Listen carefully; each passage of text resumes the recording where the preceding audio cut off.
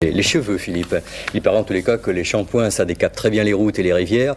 Nous allons quant à nous parler de produits généralement moins agressifs qui permettent de rester en forme et même de retrouver la forme quand on est malade. Il s'agit des plantes et des arômes naturels. Nous allons le faire avec un spécialiste qui est le docteur Jean Valnet, qui est aussi l'auteur de best-sellers. Nous avons maintenant découvert le docteur Jean Valnet, nous allons découvrir ses livres, notamment l'auteur du Docteur Nature, et puis l'auteur de deux dictionnaires en quelque sorte qui sont davantage peut-être destinés aux spécialistes sur l'aromathérapie et la phytothérapie. Alors première question, qu'est-ce que c'est que l'aromathérapie et la phytothérapie?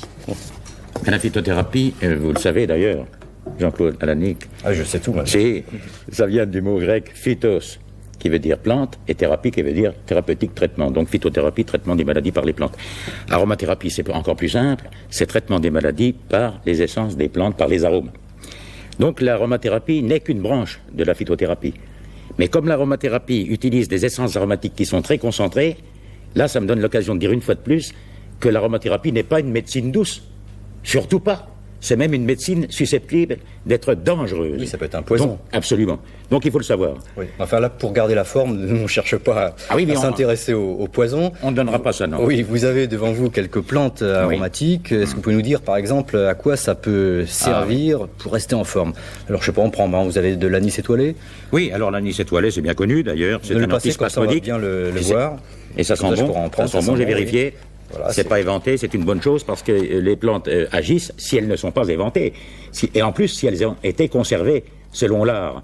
Et je dois dire, en regardant ces flacons, que le meilleur conservateur, si je puis dire, des plantes, c'est le papier craft. Et après, c'est le verre coloré. Ça, c'est le moins bon conservateur des plantes.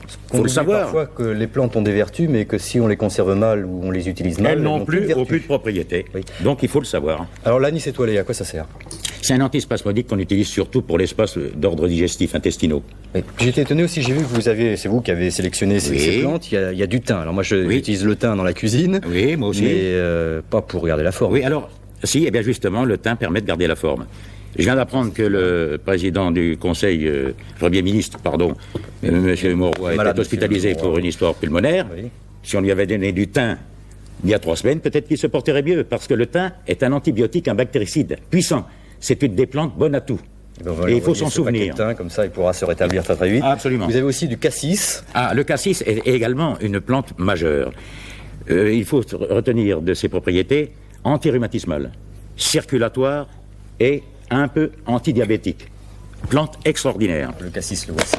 Absolument. Des belles feuilles. Oui. Et puis on ne va pas tout énumérer, mais il y a des queues de cerise. Si, mais la queue de cerise est justement, si on peut en parler, c'est un des meilleurs diurétiques encore actuellement connus à ce jour.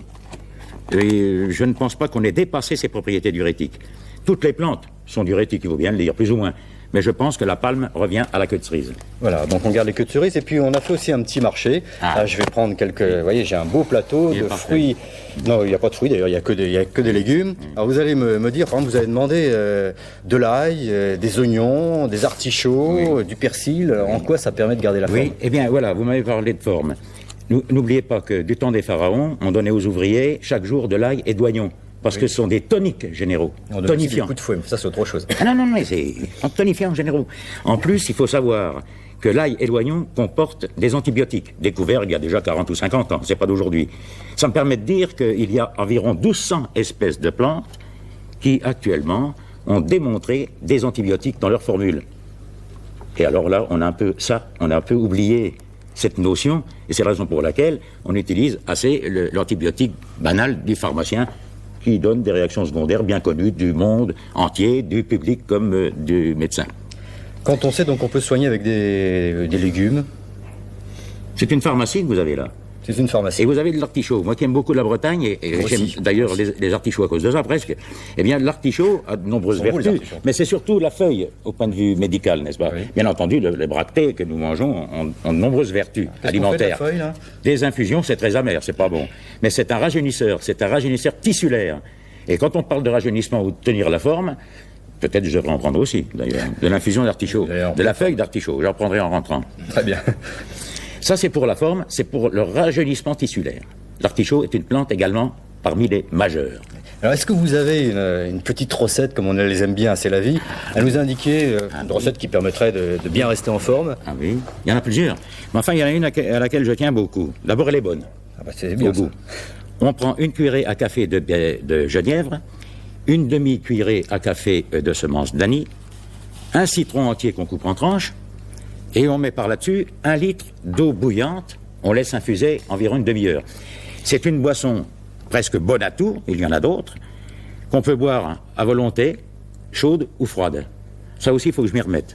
Parce que du temps où ma femme m'en faisait, j'étais très content. Actuellement, elle a oublié. Je vais y revenir. Moi, je vais demander à Philippe Gassot de tester cette infusion. Absolument. Il nous dira ensuite si vraiment c'est très très bon. Genièvre. C'est déjà, oui, il paraît que c'est bon aussi. En tous les cas, si vous n'avez pas eu le temps de noter toute la composition de cette infusion, il vous suffit de nous écrire à C'est la vie, Antenne 2, 15 rue Cognac-Jay, 75 007. Et puis maintenant, nous allons passer à toute autre chose en parlant d'ordinateur et de télémicro.